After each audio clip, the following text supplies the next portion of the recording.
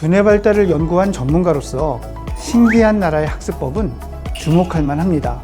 신기한 나라는 단순히 책을 읽거나 문제를 푸는 것이 아니라 책, 교구, 놀이를 결합하여 최적의 학습 환경을 제공합니다. 이 방식은 단순한 지식 전달이 아니라 아이들이 직접 경험하고 체험하며 배우는 과정을 중요하게 생각합니다.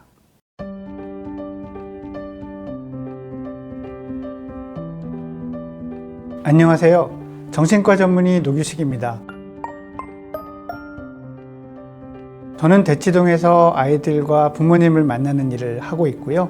영재발굴단이나 몇몇 프로그램에서 여러분들을 찾아뵌 적이 있습니다. 여러분들을 또 다시 만나 뵙게 돼서 정말 반갑습니다. 오늘은 우리 아이들의 두뇌 발달과 학습 방법에 관한 이야기를 해보려고 합니다. 우리 아이들의 두뇌는 태어나는 순간부터 빠르게 성장하기 시작하는데요. 특히 3세에서 7세까지는 두뇌 발달의 골든타임이라고 불릴 정도로 중요한 시기입니다. 이때 아이들이 어떤 환경에서 어떤 방식으로 학습하느냐에 따라 미래의 학습 능력과 사고 능력이 크게 달라집니다. 그렇다면 부모로서 우리는 어떤 선택을 해야 할까요? 많은 부모님들이 아이들의 조기 교육을 고민하며 디지털 기기나 AI 기반의 학습을 고민하시는데요. 이런 디지털적인 요소들이 물론 아이들에게 편리한 학습 환경을 제공할 수 있습니다. 하지만 두뇌 발달의 핵심은 정보의 습득이 아니라 직접적인 경험과 상호작용에 있습니다. 뇌과학적 연구에 따르면 아이의 뇌는 직접 보고 만지고 체험할 때 가장 활발하게 발달합니다. 단순히 정보를 전달받는 것이 아니라 몸을 움직이며 놀이처럼 학습할 때 기억이 길게 남고 사고력과 창의력도 자극되는 것이죠. 그래서 1:1 상호작용과 놀이 중심의 학습이 아이에게는 오래 좋은 기억으로 남아있을 수 있습니다. 부모님이나 교사와 눈을 마주치며 직접 대화를 나누고 아이가 교구를 만지며 배우고 스스로 또 생각해보고 응용해 볼 수 있는 기회를 주는 것이 가장 효과적인 방법이라고 생각됩니다. 놀이식 학습의 장점은 단순한 지식 전달을 넘어 아이들이 능동적으로 사고하고 문제를 해결할 수 있도록 돕는 것입니다.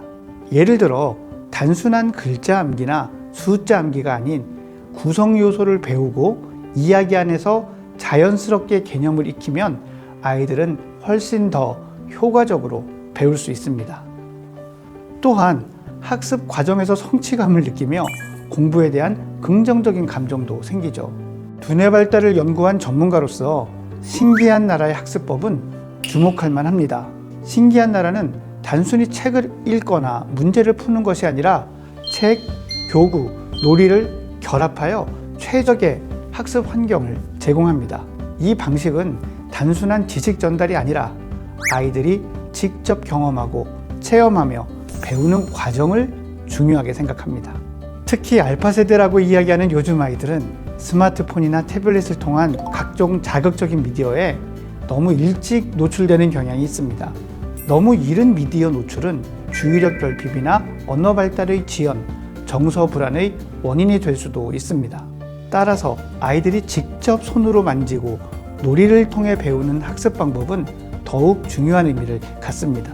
아이의 두뇌는 단순한 정보 저장 창고가 아닙니다. 다양한 경험을 통해 사고하고 탐색하고 문제를 해결하는 능력을 키울 수 있도록 도와야 합니다. 이때 부모님의 역할이 가장 중요합니다. 우리 아이를 위해 어떤 학습 환경을 제공할 것인가? 이 질문에 대한 답이 아이의 미래를 결정짓는 중요한 열쇠가 될 것입니다. 아이의 두뇌 발달과 학습 흥미를 동시에 충족시킬 수 있는 신기한 나라의 학습법을 통해 우리 아이들이 건강한 두뇌와 긍정적인 공부 정서를 갖춘 인재로 성장하길 바랍니다. 감사합니다.